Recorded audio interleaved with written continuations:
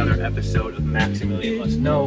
This is a sample shopping episode, and these episodes are, of course, sponsored by decantshop.com. They provide the samples that I talk about. Great selection of niche, designer, and discontinued scents. Just in the last week or so, they've added Creed Spring Flower, the vintage formulation, Frederick Malls Lipstick Rose, Lubin's La Vetiver, CK1 Summer 2008, and just a bunch of great stuff. And guys, if you buy a bottle, especially at niche prices without sampling, it's just foolish. Test it on your skin at least a day or two to see how it performs in different conditions. The prices at Decant Shop cannot be beat. The shipping is fast as hell. Great customer service, and you can use discount code MAX12 to save 12% off of your entire order. So we've got 4 scents coming up this week. Let's jump right into number 1. And if I can get it to focus, that would be just jiffy. But let's see.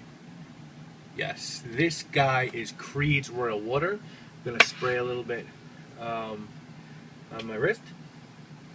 Okay. And now, this Creed water set doesn't get anywhere near the praise that its other 2 water scents, obviously Silver Mountain and Virgin, get. And like those 2, this is a unisex scent.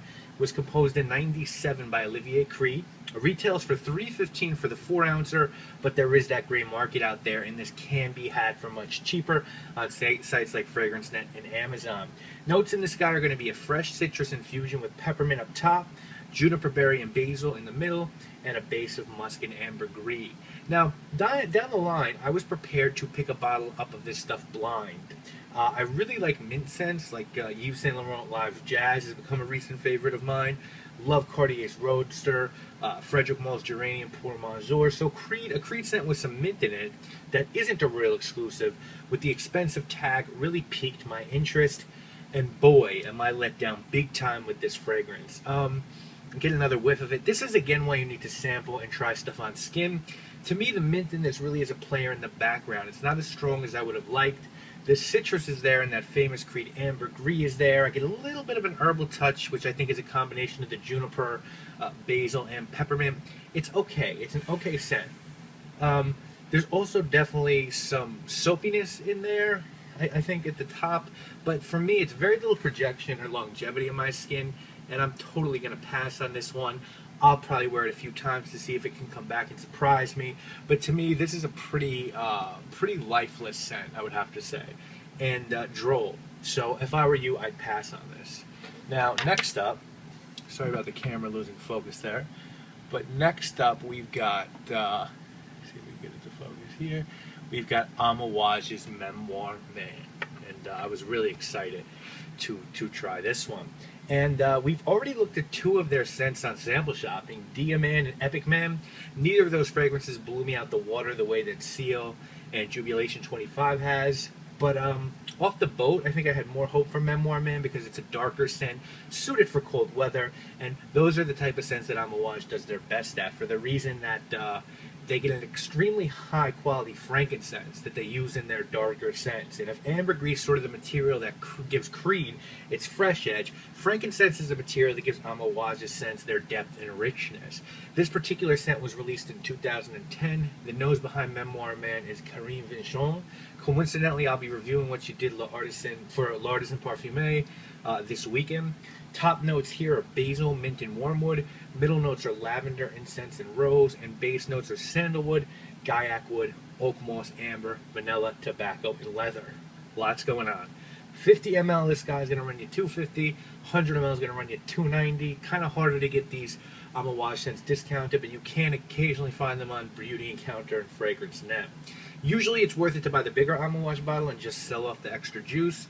And to me, this is a really interesting scent in a surprising way. To me, at least, I normally expect Amouage scents to be intricate and bursting with different notes to my nose. To me, this is very upfront. And up top, I just get a blast of wood, like a real blast of wood, like a clean, freshly chopped tree almost. A little bit of herb. That wormwood's definitely out there. And even though there's no cedar listed on the notes, that mint and wormwood, to me, combines to give off like a cedar vibe. I don't get a lot more out of that though than that. I don't feel like the scent progresses or changes much. It's kind of what it is and not much more. I've read a lot of people get a lot of notes with like tobacco and leather. Leather I could see a bit, but I totally missed the tobacco. To me, this is boring. It probably deserves more testing though, but I'm unimpressed. And again, this was a scent that was on my purchase list, and I've been very disappointed with the Amouage fragrances that I've sampled. I would skip this one, and I'm going to save my Amouage money either for Fate Beloved or a bottle of Jubilation Jubilation 25 once it get a little colder outside. So, next up, oops, wrong little vial. Next up, we've got a scent. This one's probably just going to be too hard to see. So, can we see it? I don't think so. All right. Well, anyway, the perfumer of this scent, the house is called Profumum Roma. And this was a house started in Italy, obviously, around World War II in Rome by a couple who opened a soap, hair lotion, and cologne shop. And in '96, the couple left the business to their 4 grandchildren, who turned this once local shop into a very high-quality brand of fragrances that's sold internationally. And in the United States, both Lucky Scent and Oswald in New York City carry this line. Lucky Scent, obviously, is a subsidiary of Scent Bar, which is in LA. My first exposure to this brand was on the Badger and Blade Shaving website forum. They used to have a Scent of the Month club. They still do it every so often. And it works sort of how Decants and Fraycom work. Someone collects the money, buys the juice, splits it up, ships it out, and then we all discussed it on the board. And the first fragrance we ever discussed and split, since I was on there, by the way, they've been doing this for a lot longer than I was there, was Sartorial by Penhaligon's, which has become just a huge favorite of mine, probably a top 10 niche scent in my opinion. And the second we split was Arso by Profumum Roma, and that's sort of really like a lumberjack appropriate scent. You know, you've got your leather incense in there, some pine, cedar leaves. To me, it smelled like a burning fireplace in a little country cabin on a cold winter day. A little too one-dimensional for me, that particular one was, but this brand definitely like sort of made its way into my radar. These aren't cheap scents. I think almost all of them come in 100 ml bottles with the retail price usually around $250, and I've wanted to explore the line further, not really to blind buy one of these, and the scent we're looking at today is called Santalum. And this is billed as sort of a no-frills, unisex, pure sandalwood scent. Launched in 2012, this is a sandalwood scent that wants the quality of its sandalwood to do the talking. There's only 3 notes in here: sandalwood, obviously, cinnamon, and myrrh. I was really excited to try this, and at its heart, it's just a beautiful, pure sandalwood scent, guys. It's got a really luxurious feel. The type of guy that wears this is a wealthy, understated man. Type of gentleman who wears a Patek instead of a Rolex, who drives a Bentley instead of a Ferrari. It's just very simple, but the highest of quality, and that's a trademark of a lot of Italian products. I've been looking for a really nice sandalwood scent. I don't have much of that in my collection. Xerjoff's Richwood really spoiled me, and it's $700 a pop. I can't really afford that fragrance. Now this one might be a little too linear for my taste, but I want to explore it more because it's a beautiful, rich sandalwood scent, and that cinnamon and myrrh go with the sandalwood perfectly. I wish it lasted a little bit longer, but so far I've had a great experience with this one. I'd recommend trying it, you guys, and seeing if you like it as much as I do. Lastly, for this episode, and this probably isn't going to focus either, but that's alright. So, Adriana actually picked this one out for me. She knows I like Gaiac wood. I'm starting to really get into that. And the 4th scent today we're going to look at is from the rather avant-garde house of Comme Des Garcon. Now, Comme Des Garcon, you guys probably all know it, is a French fragrance and design house that was started and run by a Japanese designer. They've got about 70 scents in their catalog dating back to '94.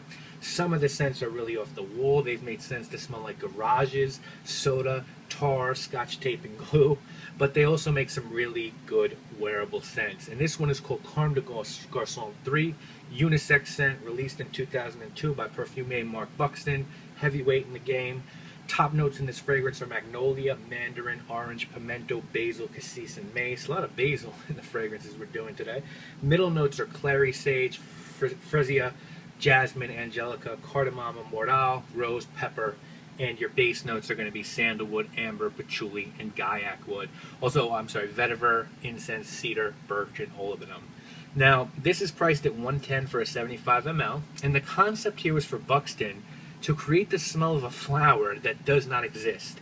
And he wanted this flower to exist in a landscape that was sort of like volcanic and futuristic. I told you, this is avant-garde house. So how does it smell though? Well, to me it does sort of smell like a flower. Um, you know, and I guess a flower that doesn't exist. It's green, it's floral, very different, but it's sort of just blah to me. I guess it doesn't do that much. It's just sort of a different floral scent with a little bit of a spicy and woody backing. And I'm gonna have to take more time with it before I do make a decision on it. This is one of those that I don't know what I make of it, and the more time with it, it smells interesting more often, but I'm not sure how or why it's intriguing. And as a guy, it's sort of like a woman you don't find physically attractive, but there's some reason you want her, and you can't figure it out why. I don't think this smells great, but I kept coming back to it over the past couple of days and sniffing it out. So there's a je ne sais quoi to this scent, and for now, I'm just going to leave it at that. Anyway, guys, that is this week's show. This week and coming up, check a review, as I said, from the House of L'Artist and Parfumier, my first from the line. Really excited about that. And then next week, a sample shopping episode where we're solely going to take a look at women's scents for the first time. Nice little change of pace. These are going to be scents curated by Decant Shop, personally picked out by Adriana for me to look at and give my thoughts on them. So stay tuned next week for that. Little recap on this one, I'd say pass on Royal Water, either pass or try Memoir Man, buy or try Santalum, and either pass or try Comme Des Garcon 3. Anyway, I want to thank you guys so much for watching. Again, stay tuned for that L'Artist and Parfumier review this weekend. And next week we're going to have another episode of Sample Shopping, as I said, women's one. And then, I'm not going to give you a little bit of a hint, we're either going to look at fragrances by, a fragrance either by Bond Number 9, Tom Ford, Private Blend, Healy, or Eccentric Molecules. So we'll be looking at one of those next week, and then the following 3 weeks we'll be looking at those houses if I don't get to them next week. So again, I just wanted to also briefly mention very quickly a fragrance that I picked up that I was just really kind of dumbfounded about it. I was shocked that I liked it as much as I did, and I got it in a bargain bin at TJ Maxx, and that is Echo by Davidoff. It's the only other Davidoff scent that I'm really taking a shine to, other than Cool Water. I like the old Zeno, but I heard that was reformulated. I love the sprayer on this. It's just a really nice, how can I describe it? Metallic scent. It was meant to smell like metal. If you can find this for $15, $20, I think this is a great summer scent. So check that out. I got a lot more stuff I want to show you. I'll show you a few more that I've added to my collection recently, and then we'll stop. I picked up Thallium, Coach Rob, you know, good advice that guy gives, man. I'm liking this scent a lot. For the money, it can't be beat. I also picked up Brooks Brothers from their Black Fleece line. This is red in the Black Fleece line, and this has got a nice leather rum sort of vibe. Doesn't last that long, but for what I paid, it's kind of nice, and it comes in this old school apothecary style bottle, so I dig that.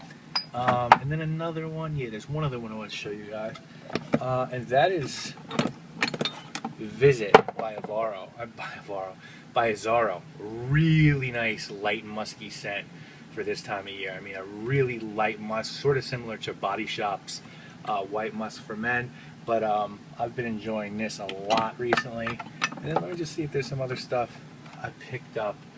Oh yeah, another Coach Rob recommendation, and I think a genius recommendation in my opinion. Trying to see if it's here, if I can find it, maybe not. Let me look. Well, I don't seem to see it, but it is a Bergamoto Merino by Gianfranco Fair, another Coach Rob selection. That guy has never steered me wrong, so check that out. Oh, and another guy I'm really disappointed with is Dolce & Gabbana's light blue, Livingstone Bali. You know, I got this really cheap and I figured what the hell, but I don't like the regular light blue, and this one has not impressed me either. And then another last one, I promise, another summer spring banger, Claiborne Sport, which is just like, oh man, for spring this is perfect. This is a great sports scent. It took me forever to find this, but I finally have. Yeah, actually, let me just show you guys the one more, and then I promise I'll go. Zara, which I don't know if I'm going to do a whole show on Zara's fragrances, because they've got some really interesting ones. Problem is they don't last that long, but they're really takeoffs, I think, on stuff like 1 million and da-da-da. This is their Blue Sport one. I went there this weekend because the sale was just out of control. I got like 3 pairs of beautiful dress shoes for like $90. They were all tagged at $150 and up. But and I saw these at the counter. These are like $5. There's a blue one, a red one, and a yellow one. Obviously, unless you're colorblind, you can tell I got the blue one. And for $5, it's pretty nice. And okay, one more. You're probably all going. This is Attimo by Salvatore Ferragamo. This is sort of nicely smells like La Nuit by YSL Home, but I like this a lot. I thought this was probably my favorite Ferragamo scent, and I've got a good deal of those. So just some little pickups recently. I'm going to do that collection video soon enough. I've got, Lord knows, I think I've got enough now. We're getting close to 110, so we'll do that soon. All right. Anyway, thank you so much for watching, listening to some of my stuff in my collection. I'll see you guys soon.